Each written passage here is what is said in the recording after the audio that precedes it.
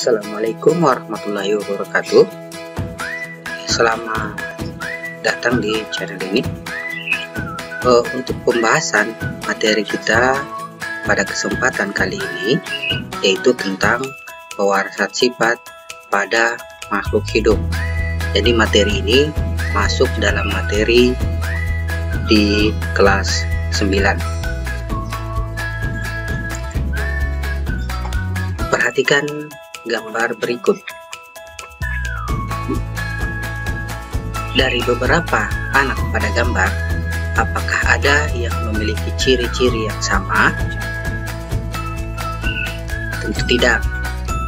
Dari 8 orang anak yang ada pada gambar memiliki ciri khas masing-masing, memiliki ciri-ciri yang berbeda.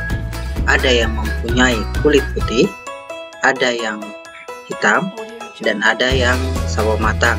Begitu juga dengan warna rambut, kemudian model mata, dan sebagainya.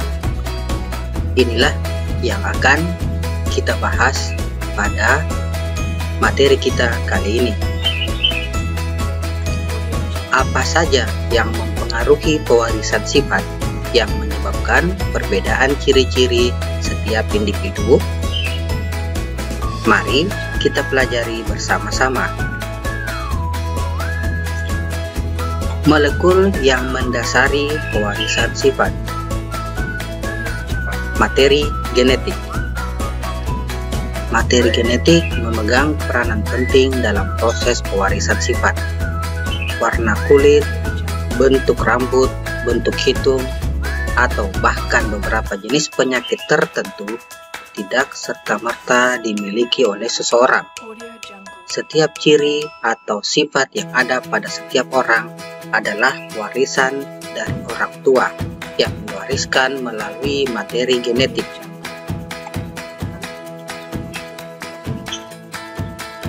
Pewarisan sifat dari kedua orang tua itu terbawa dari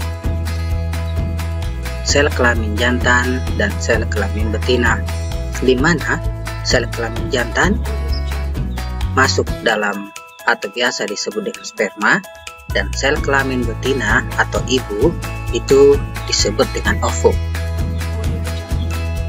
Nah, penyatuan sperma dan ovum itu disebut dengan fertilisasi atau penggabungan. Hasil penggabungan dari sperma dan ovum yang disebut dengan fertilisasi atau penggabungan itu akan menghasilkan zigot atau calon individu baru.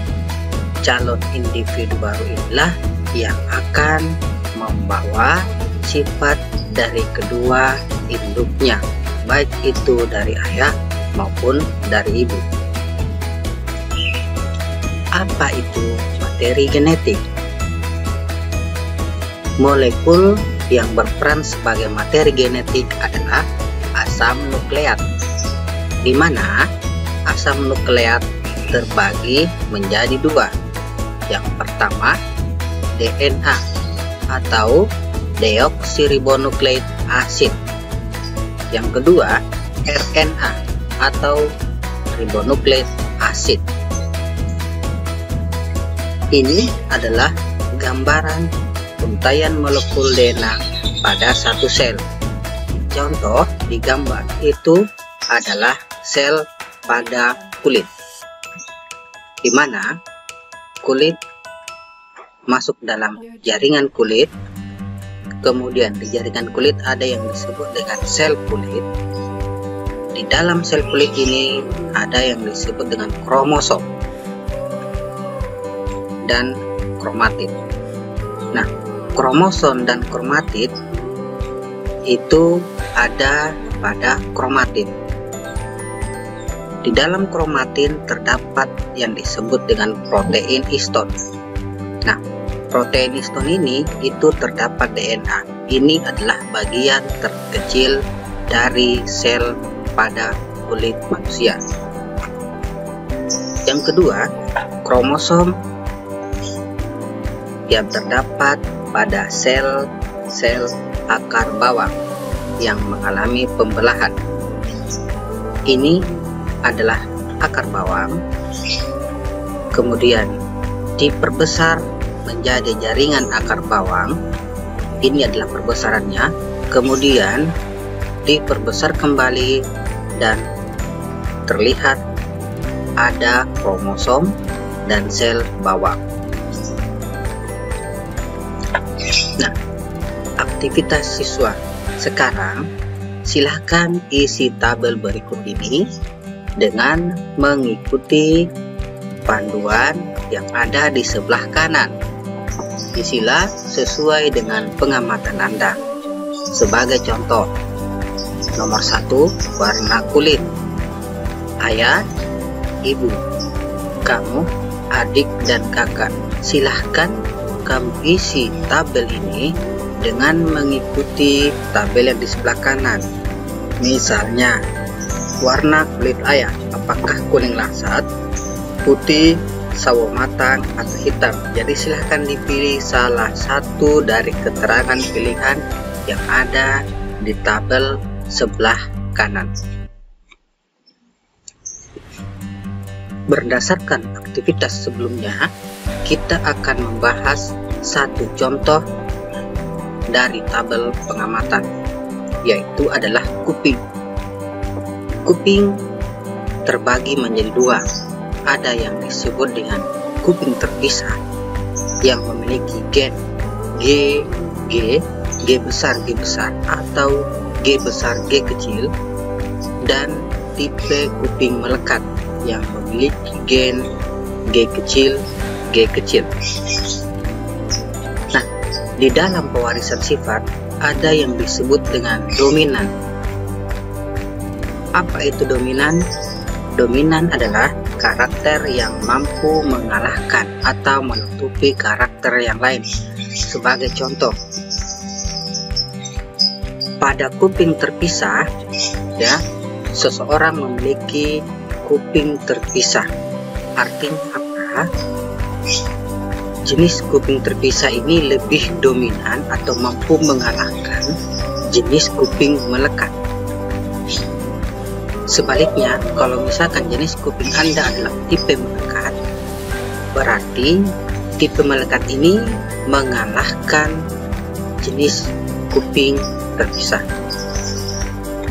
Yang berikutnya, ada yang disebut dengan resesif, yaitu karakter yang kalah dari karakter lain.